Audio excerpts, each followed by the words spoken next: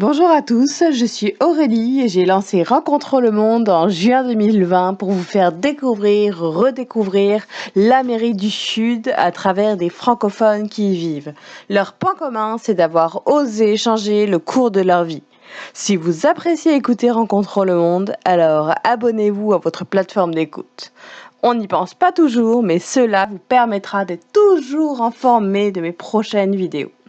Je compte aussi sur vous pour me laisser un petit commentaire et me dire pourquoi vous avez apprécié ou non cet épisode. Quelques instants de votre temps suffisent pour nous permettre de faire connaître l'Amérique du Sud à un maximum de personnes, à travers mon partage d'expérience et mon podcast.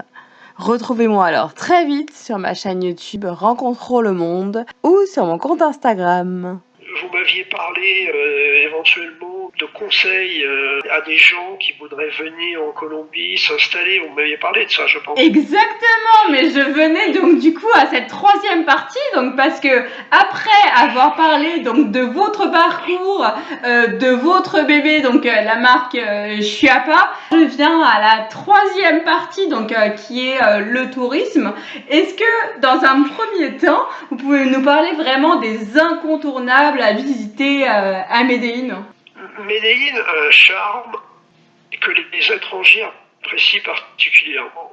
Moi, j'habite au 11e étage d'un immeuble et regardez ce que j'ai en bas de chez moi.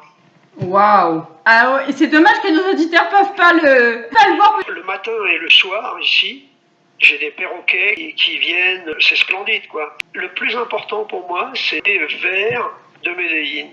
Parce que c'est vert, d'abord on est en montagne. Malheureusement, on a un degré de pollution assez important, mais on vit dans la montagne. On a la montagne des deux côtés et la ville, elle a réussi à construire. Il y a une architecture de briques qui est assez sympathique d'ailleurs. Ici, vous aviez parlé tout à l'heure en fait des choses à voir. Vous aviez parlé du Parque Arví qui est à voir. Bien sûr. Il y a la Plaza Botero où il y a les statues de Botero qui sont à voir. Il y a le Jardín Botánico, c'est très agréable. Il y a la fameuse balade se promener dans le funiculaire. Vous m'aviez dit que vous l'aviez fait. Exactement. Donc, si jamais vous aviez un parcours à conseiller à nos auditeurs, quel serait ce parcours? Est-ce qu'il y a une ligne que vous conseillez?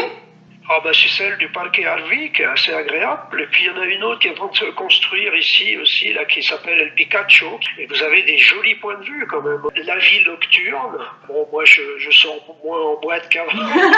Ah mais j'ai eu mon époque parce que Bien c'était sûr. mon époque. Moi j'avais 25 ans, vous imaginez. Hein. Oui. Donc Parce que vous avez grandi en fait à Medellín, vous en plus. voilà. Non, mais il y a une vie qui est assez intéressante. Vous avez la Comuna 13 qui est à voir aussi. Vous avez les fameux escaliers mécaniques. Vous avez dû y aller aussi, j'imagine. Tout à fait. J'ai même fait une très intéressante, un free walking tour donc à la Comuna 13. Donc que je recommanderais donc dans ma vidéo. Donc ma vidéo qui n'est pas encore sortie, mais tout à fait. Je comptais bien en parler. Est-ce que justement vous avez des conseils pour visiter la Comuna 13? Non, je ne suis pas la personne la plus qualifiée pour... je pense que vous, c'est vrai, hein, les touristes vont voir la Tour Eiffel plus que les mêmes Parisiens. Voyez. Exactement. Donc les touristes connaissent des endroits que je ne connais pas forcément parce que je n'y vais pas. Non, moi je vous dis dans les grandes lignes, dans le Parque Botero, Parque Arví, prendre le funiculaire. En sortant de Medellín, vous avez Guatapé, vous avez dû y aller aussi, j'imagine. Avec El Peñol, oui, bien sûr, j'y suis allée et c'est vraiment un incontournable à Medellín. Alors, si je ne me trompe pas, c'est seulement à 1 heure ou 2 de Medellín. Oui, 1h30 à peu près, oui. Mhm. Non, c'est une très jolie région. De l'autre côté, vous avez Santa Fe d'Antioquia, je ne sais pas si vous êtes allé. Non, je n'ai pas eu l'occasion d'y aller. Vous reviendrez. Avec plaisir, bientôt, j'espère. Et vous viendrez me voir. Oui, tout à fait. Et je viendrai voir votre finca d'ailleurs. Oui, c'est à 2 heures, mais de l'autre côté, côté occident, c'était la capitale de l'Antioquia avant que Medellín soit capitale. C'est une ville coloniale qui est très très belle, hein, avec des constructions du XVIIe, XVIIIe siècle, hein, vraiment très espagnoles. Dans le sud, il y a une région du café ici, bon, moi j'ai une partie de mon café qui vient de là aussi, Jardin, vous avez dû y aller, je pense. Non, malheureusement, je n'ai pas eu l'occasion d'y aller, mais pourtant, c'était sur ma liste. Mais bon, comme on ne peut pas tout faire, et puis j'ai préféré rester, par exemple, plus de temps à Medellín ou dans d'autres villes, bah, du coup, ce n'est pas grave, hein, je reviendrai, et ce sera l'occasion pour moi de découvrir, je pense, cette très très jolie ville. Mais vous avez déjà vu beaucoup de choses. De toute façon, en 6 mois, vous aviez vu beaucoup de choses. Bien sûr, après je suis restée 1 mois et demi en Colombie, tout à fait. Mais justement, donc vous avez dit donc que vous connaissez pas forcément les endroits que les touristes connaissent, mais par contre, vous pouvez peut-être nous parler de Medellín hors des sentiers battus. Quelles sont les choses qu'on doit faire? Peut-être un bar, un restaurant, une balade? Il y a des endroits un peu historiques. Il faut savoir que Medellín est une ville de tango. Dès les années 30, vous savez, Carlos Gardel, le chanteur de tango, il est mort à Medellín. Vous savez, dans un accident d'avion en 1933, je crois, lors d'un décollage de l'aéroport de Medellín. Et c'est une ville qui a toujours été très influencée par le tango. À l'époque, la Colombie, je crois, ne fabriquait pas encore de disques. Vous savez, c'était disque 33 tours. Ils envoyaient fabriquer leurs disques en Argentine. Il faut savoir que l'Argentine est justement la capitale du tango, oui. Et donc, l'artiste enregistrait ses chansons sur la première face du disque, et de l'autre côté, on mettait des chansons de tango. Ça, c'était même avant, c'était bien avant les années 30, c'était vraiment les années 1910, quelque chose comme ça. Et les gens ont connu le tango parce que ils l'écoutaient. Et il y avait beaucoup de cabarets, et il y en a encore. Ici, il y a au moins 3-4 endroits où vous pouvez aller écouter du tango qui sont très agréables. Est-ce que vous pouvez justement nous en parler? El Patio del Tango, qui se trouve dans un quartier Barrio Colombia. Vous avez une autre qui s'appelle Café... Ah, j'ai un trou de mémoire. C'est pas grave, vous me l'enverrez et je me le mettrai en description pour les personnes que ça intéresse. Et donc ça, c'est des choses qui sont à voir. Bon, déjà, le tango, c'est pas une musique de jeunes, quoi. Les jeunes n'iront pas spontanément écouter du tango. Mais néanmoins, c'est là où ils verront les choses les plus authentiques. Voilà. Et ça, c'est très intéressant parce que ce sont généralement, j'ai vraiment ce trou de mémoire avec le nom des établissements, mais ça va revenir. Oui, ne vous inquiétez pas. Fait partie. Là, vous voyez vraiment des choses où les étrangers ou les touristes ne vont pas beaucoup. C'est peut-être cet endroit-là que je conseillerais. Ce sont des joues, la musique, où il y a des groupes, des orchestres, et où les gens dansent aussi. C'est très joli. Hein. Bah oui, bien sûr, ça doit être très beau, oui, effectivement. Et les jeunes iraient plus, je dirais, spontanément vers des boîtes de salsa où on bouge un peu plus, quoi. Si j'avais un conseil à donner pour répondre à votre question sur les sentiers battus, ce serait ça. D'accord, très intéressant en tout cas. Et concernant les quartiers, est-ce qu'il y a un quartier que l'on connaît par exemple un quartier un peu moins touristique et pourtant qui mériterait d'être vu? Alors les gens ici vont surtout Poblado Laureles. C'est d'ailleurs où j'ai dormi.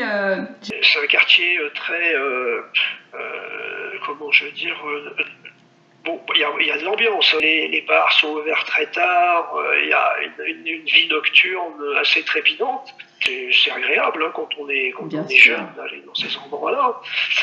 Vous avez Laureles qui se trouve plutôt dans l'ouest de Medellín et qui est très très agréable aussi, où il y a des bons restaurants, des bons bars. Alors moi je conseillerais Envigado. J'habite Envigado. C'est la commune qui se trouve au sud de Medellín. Ça touche, hein, c'est vraiment la banlieue. Et vous avez une vie un peu plus traditionnelle. D'accord. Traditionnelle. Plus authentique peut-être. Oui. D'ailleurs, D'ailleurs, il y a beaucoup de Français qui y habitent déjà, qui commencent à venir trouver, parce que c'est un peu moins cher que le reste de Medellín, qui est le Poblado, c'est devenu hors de prix, quoi. Pour se loger, alors que Envigado, moi je conseillerais, et c'est une commune très sûre.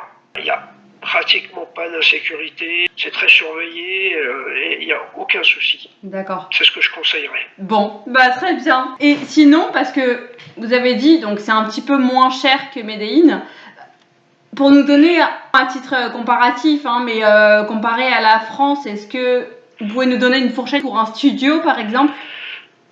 Alors pour un studio que vous allez louer, alors tout dépend si vous voulez le louer, vous parlez en tourisme ou pour y vivre? Plutôt pour y vivre. Ah bah, là vous trouvez un studio autour de 600 000, 700 000 pesos. Donc ça fait à peu près 200 €, c'est ça? Ouais, un peu moins. L'euro doit être à 4004 en ce moment, quoi. Ouais, ça doit faire 160 à peu près Ah oui. par mois. Ah oui, vous trouvez. Alors, ce qui se passe ici, c'est qu'il y a beaucoup de colocations. Il y a beaucoup de Français d'ailleurs qui.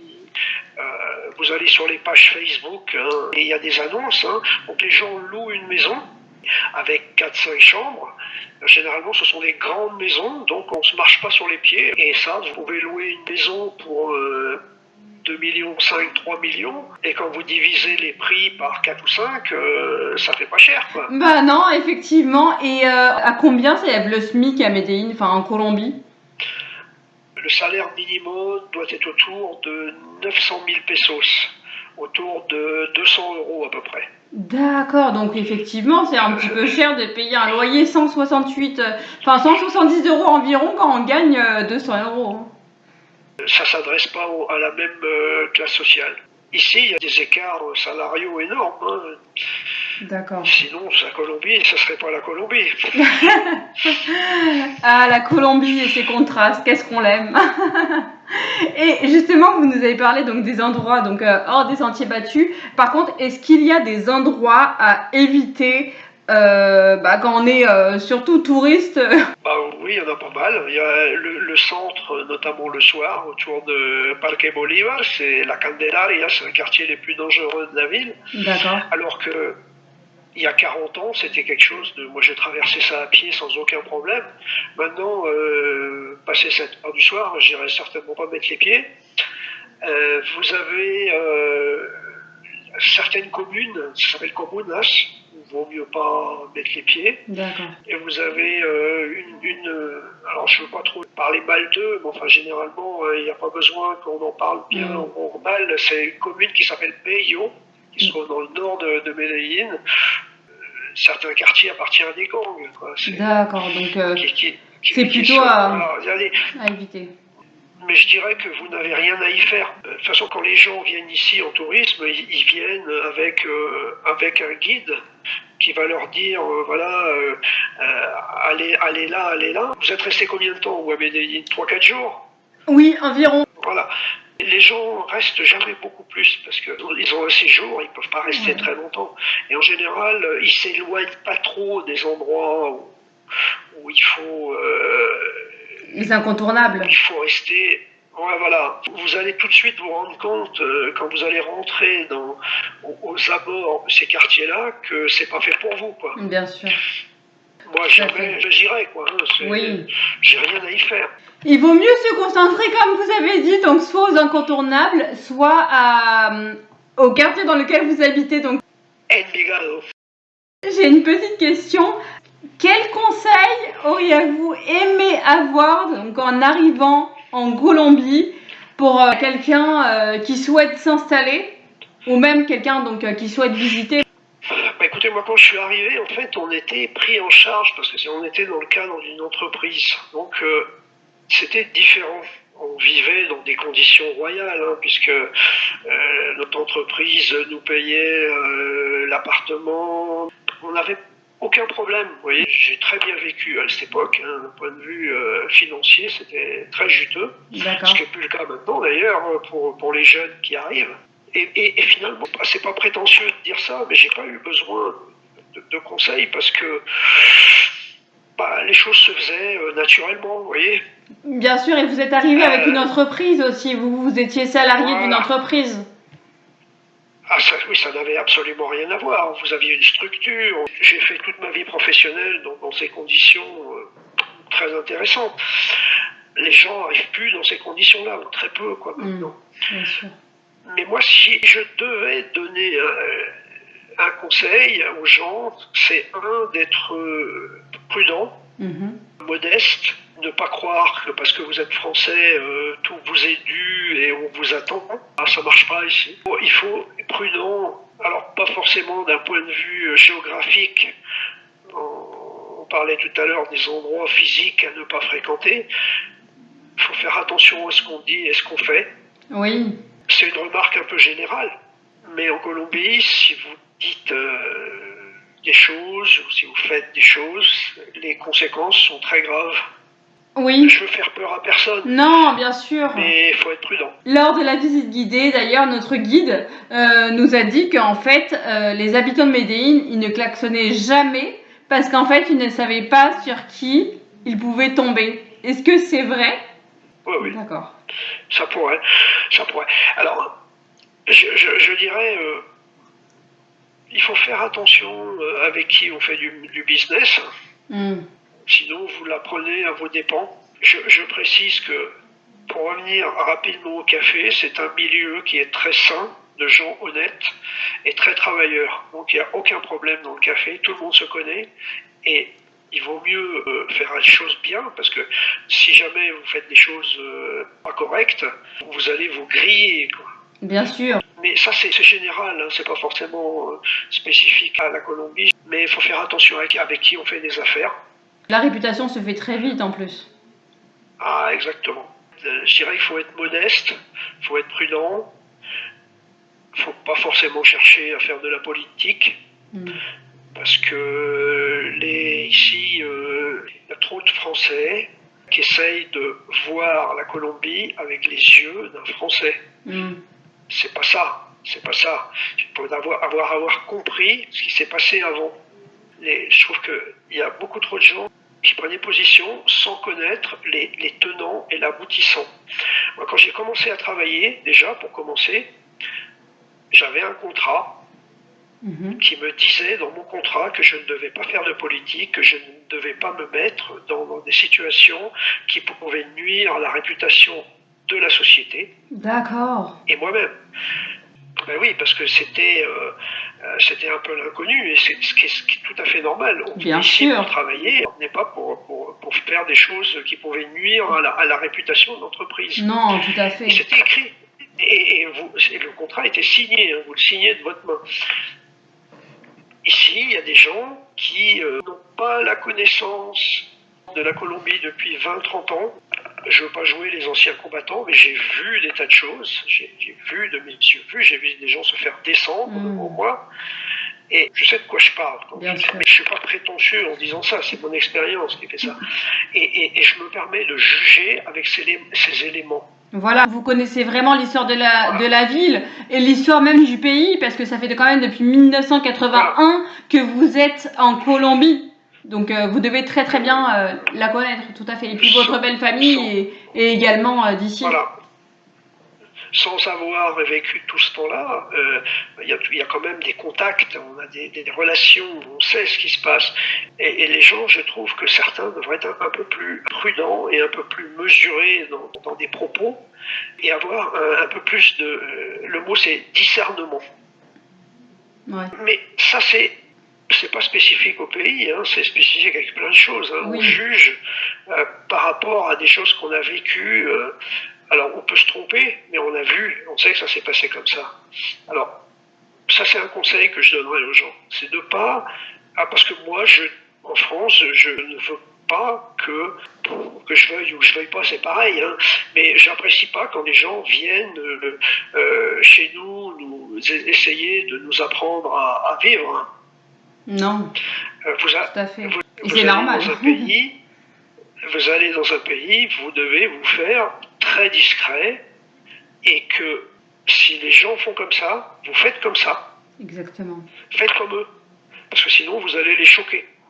Tout à fait, et puis c'est également la culture du pays qu'il faut respecter, peu importe d'où on vient d'ailleurs, hein, que l'on vienne de la France ou d'un autre pays. Hein. Voilà. Ici, il n'y a pas de problème spécifique avec des gens qui pourraient créer des problèmes, mais il y a malheureusement Medellín qui a une mauvaise réputation de prostitution. D'accord. Et que trop de gens américains, européens, australiens, israéliens considèrent un peu trop la Colombie comme un terrain de jeu. C'est pas un terrain de jeu ici. Alors c'est drogue, prostitution, c'est dommage. Bien sûr, et puis on en parle beaucoup. C'est vrai que ce sont des éléments qui sont vraiment très médiatisés en plus. Ouais. Donc, et malheureusement, ce côté, moi je lisais, je vois sur Amazon, une fois ça m'a sidéré, vous aviez le guide du retard des maisons de passe, quoi. Vous le trouviez sur Amazon. Oh là là, c'est scandaleux quand même. Ouais. Avec les photos, avec tout ce que vous pouvez imaginer, quoi.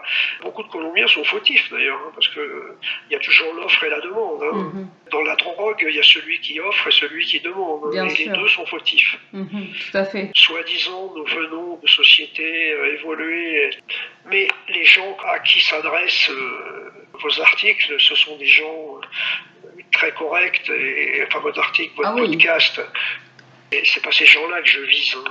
Non, bien sûr, et puis ce sont des personnes également très très ouvertes. Mais justement, je trouve que c'est très très intéressant de parler vraiment de ce qui se passe et pas de seulement d'entendre parler de Medellín à travers les médias ou d'un point de vue comme ce que je l'ai fait d'une touriste, parce qu'en fin de compte, ce n'est pas dans ces moments-là qu'on connaît vraiment Medellín. Moi, je voulais vraiment interviewer un francophone qui connaît l'histoire de la ville, justement pour que vous puissiez parler de votre ressenti et pouvoir la partager donc à nos auditeurs. Mais les Colombiens en souffrent d'ailleurs de ça, de voir que certains quartiers sont transformés, mal évolués, je veux dire. Le quartier de Poblado, par exemple, il y a 40 ans, c'était un quartier bourgeois, de gens très riches. Et maintenant, sur la 10, c'est la rue Saint-Denis. Hein. Ah oui. Oui, et puis, bon, il n'y a pas que ça. Hein. Heureusement, il y a le quartier de Poblado, c'est aussi un... Bon, je l'ai vu encore une fois en tant que touriste. Hein. Mais pour moi, ça a été un quartier qui regroupe beaucoup d'auberges de jeunesse, beaucoup d'hôtels, beaucoup de bars et de restaurants. Oui, heureusement. Tout à fait. Mais il y a beaucoup de gens qui viennent consommer. Oui, et ouais. Mais justement, ça, d'un point de vue touristique, je ne l'ai pas vu, justement, et c'est pour ça que c'est encore une fois très très intéressant que vous partagez cela. Mais généralement, ce ne sont pas les femmes qui consomment. Oui, bien sûr. Ce sont plutôt les hommes qui consomment. La prostitution infantile aussi. Hein. C'est... À chaque fois qu'on attrape des étrangers pour des faits délictueux, à 99%, ce sont des hommes, c'est jamais des femmes. Effectivement. Et pour finir sur une note positive, quelle a été pour vous la plus belle anecdote qui vous est arrivée en Colombie? Si vous voulez bien la raconter. Ouais. Non, mais il y en a une quand je me suis marié, quand même, c'est important. Hein. C'est ce qui a déterminé les 40 ans qui viennent de s'écouler, quoi. Ah, c'est un très beau mot de la fin, ça. Tout à fait. Vous êtes d'accord avec moi? Bien sûr. Pour clôturer cette interview, où est-ce que les personnes peuvent vous retrouver et suivre vos actualités? Alors bon, j'ai un site internet www.cafechuapa.com. J'ai une page Instagram @cafechuapa. Et j'ai une deuxième qui s'appelle Chuapa-international, sur lequel je communique plutôt sur l'export. C'est une petite, un petit département, même si la société est petite, j'ai appelé ça Chuapa International. D'accord. Ça montre justement que votre entreprise va très très bien évoluer et va s'ouvrir encore plus à l'international. Et puis c'est ce que je vous souhaite, hein, en tout cas. Merci beaucoup. Je vous remercie infiniment pour votre histoire, votre ressenti, votre parcours. Ça a été absolument passionnant. Moi, j'ai découvert beaucoup de choses, notamment sur Medellín, d'un point de vue beaucoup plus authentique.